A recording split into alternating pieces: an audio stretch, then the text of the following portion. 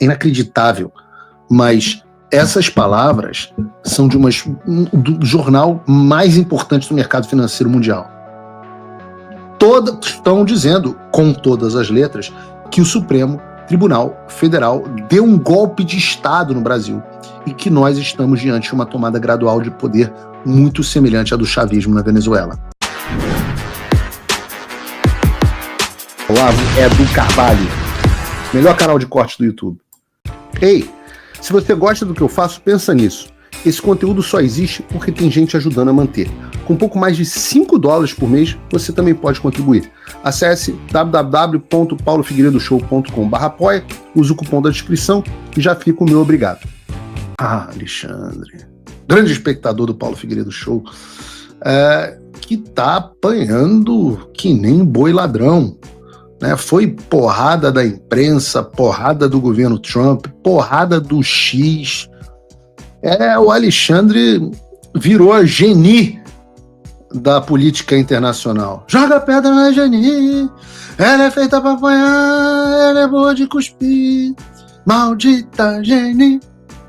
Na época que o Chico Buarque, lembra do Chico Buarque? O Chico Buarque fazia música antigamente.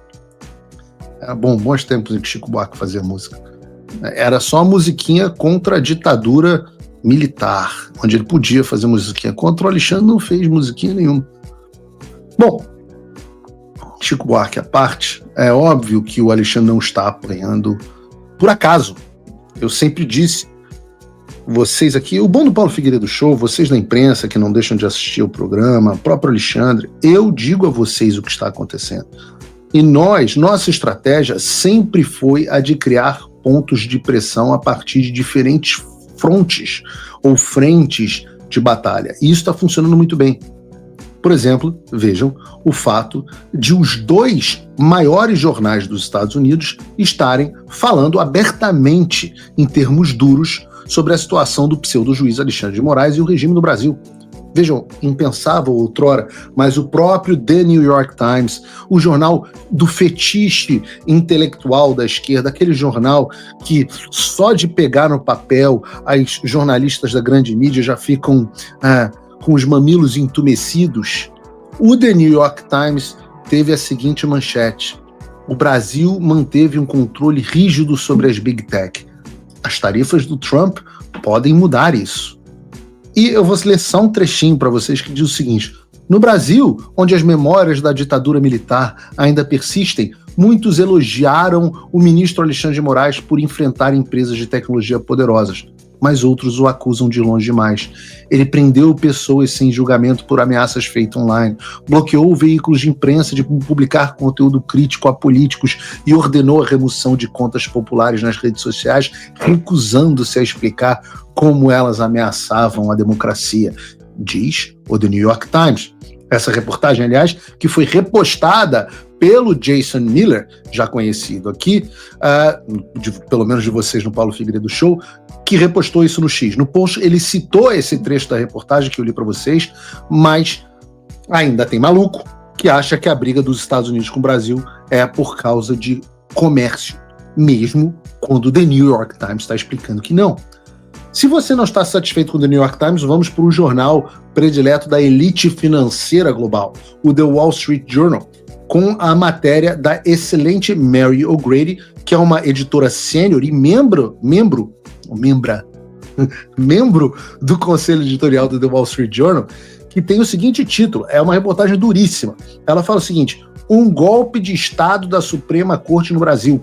O ministro Moraes está censurando críticos e prendendo opositores sem qualquer controle político.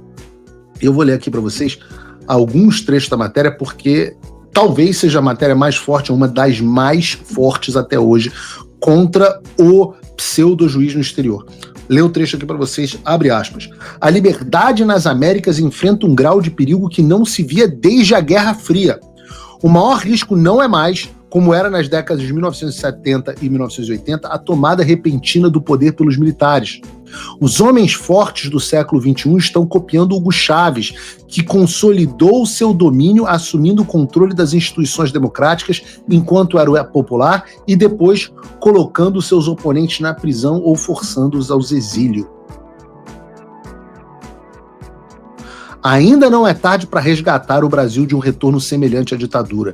Desenvolvimentos recentes oferecem esperança de que uma tomada gradual de poder construída ao longo de 6 anos possa ser revertida. O problema em Brasília começou em 2019, quando o Supremo Tribunal Federal alegou ser vítima de calúnias e ameaças e invocou uma regra interna que lhe confere poder de abrir inquéritos sigilosos sobre os supostos crimes contra os seus membros.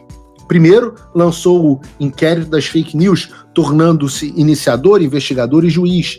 Isso violou os direitos constitucionais dos brasileiros, que têm direito que seus casos criminais sejam julgados em tribunais locais e estaduais. Fala, amigos do canal. Tá gostando desse vídeo? Então não esqueça de deixar o like, comente o quanto quiser e compartilhe com seus amigos e inimigos por um Brasil melhor e mais justo. Inscreva-se no canal e nos ajude a chegar a 1 milhão de inscritos. Não saia daí que o melhor desse vídeo ainda está por vir. Melhor canal de corte do YouTube. Com acusações apresentadas por promotores destas instâncias. Veja o grau de sofisticação que a Mary O'Grady já tem sobre o Brasil. Não pensem que isso é acidental, isso é uma construção. Nós nunca imaginávamos, tempos atrás, que a gente fosse ter matérias desse tipo. Continuo. O ministro Alexandre de Moraes, que já tinha reputação de se opor ao então presidente Bolsonaro, foi escolhido a dedo pelo então presidente do STF, José Antônio Dias Toffoli, para conduzir o inquérito, embora os ministros devam ser designados por sorteio. Os investigadores monitoraram as redes sociais dos politicamente incorretos, criminalizaram as suas opiniões e os prenderam preventivamente. Alguns juristas reclamaram que a corte estava violando a imparcialidade, a liberdade de expressão e o sistema acusatório, mas o Senado se esquivou do seu dever disciplinar, de disciplinar a corte. Alô, Rodrigo Pacheco, alô, Hugo Mota. Davi Alcolumbre. A decisão do Supremo, em março de 2021, de anular a condenação por corrupção de 2017 do ex-presidente Luiz Inácio Lula da Silva, já confirmado 2 vezes em instância de apelação, inflamou ainda mais a direita brasileira.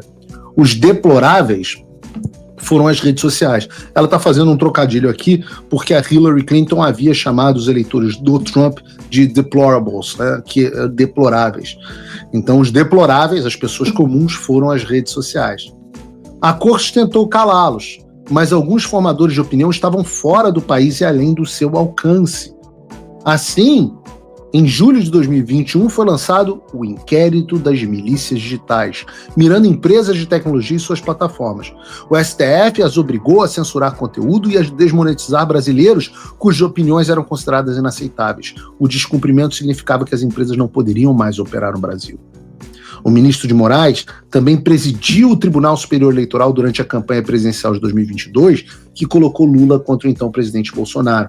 O magistrado tornou o tribunal visivelmente mais político, monitorando ativamente o discurso de partidos, candidatos e cidadãos e censurando aqueles com quem discordava. Quando Lula foi declarado vencedor da eleição, a amarga polarização se acentuou.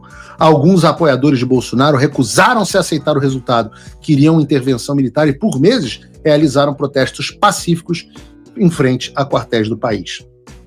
Lula tomou posse, sem incidente, em 1º de janeiro de 2023. Mas uma semana depois, um grupo de bolsonaristas marchou sobre prédios federais em Brasília. Algumas pessoas entraram onde houve violência e vandalismo. A corte chamou o episódio de tentativa de golpe, mas a maioria dos envolvidos parecia ser de manifestantes desorganizados, sem armas. Nenhum soldado deixou os quartéis. O ministro Moraes abriu 3 novos inquéritos sigilosos. Cerca de 1.500 suspeitos foram detidos e alguns permaneceram presos por até 1 ano aguardando julgamento. Alguns receberam penas... Na verdade, Mary O'Grady, foram mais de 2.500 presos. Alguns receberam penas severas por transgressões menores. Em um país onde a violência da esquerda costuma ser recebida com compreensão, as punições pareceram, em muitos casos, excessivamente duras. A corte alegou a existência de uma conspiração e iniciou investigações para identificar os autores intelectuais e instigadores do 8 de janeiro, acusando-os de disseminar desinformação. Bolsonaro e seu círculo próximo ainda enfrentam julgamento por supostamente planejar um golpe. Independentemente do que se pense de Bolsonaro, continua o Wall Street Journal, está claro que a política tomou conta da corte. A direita no Senado tenta reunir votos para impeachment de Moraes e restauração da imparcialidade judicial. As elites começaram a reclamar de ministros embriagados pelo poder. Infelizmente, as tarifas de 50% impostas pelo presidente Trump sobre importações brasileiras reforçaram o nacionalismo e o apoio de Lula. E aqui eu discordo completamente da Mary Gray. Mas a decisão do Tesouro dos Estados Unidos no mês passado de impor sanções contra Moraes parece ter chamado a atenção dos outros ministros, que certamente entendem que pode haver mais medidas se o Brasil não encontrar uma forma de restaurar o Estado de Direito. É inacreditável, mas essas palavras são do jornal mais importante do mercado financeiro mundial.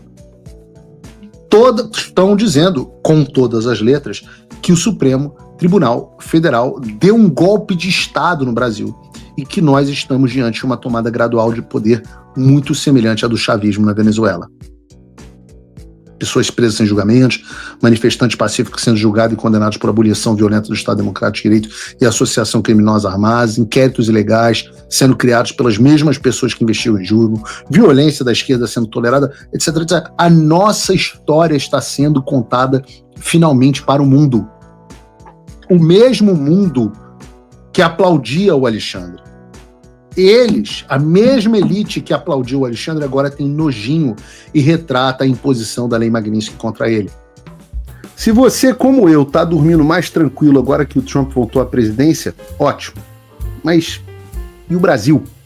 Nosso país continua no buraco. A volta do Trump nos dá esperança, mas as coisas não vão se resolver sozinhas. Vai ser preciso muito trabalho, meu e seu. E não adianta xingar muito nas redes sociais achando que isso resolve alguma coisa. Não tem salvador da pátria. Não tem um político que vai resolver por você. A responsabilidade é sua. Eu larguei tudo para me dedicar a isso. E você? Como você pode ajudar sem abandonar as suas obrigações? Simples. Apoie quem está na linha de frente. Sem isso, esse trabalho simplesmente não continua. Acesse www.paulofigueiredoshow.com/apoie e com a partir de $5 por mês, garanta que isso siga em frente. Se puder ir além, torne-se meu patrono Gold e participe do meu grupo privado e ajude a definir as minhas próximas pautas. A diferença entre vencer e perder está na ação. Durma tranquilo, sabendo que você fez a sua parte. Obrigada por assistir o vídeo até o final. Se você já chegou até aqui, confere se já está inscrito no canal e se já deixou aquele like generoso. Estamos quase chegando a 1 milhão de inscritos e a sua ajuda é muito importante para levar o canal Olavo do Carvalho mais longe. Até o próximo vídeo, meus amigos. E neste momento é muito fácil aos defensores do plano alegar isso é uma teoria da conspiração.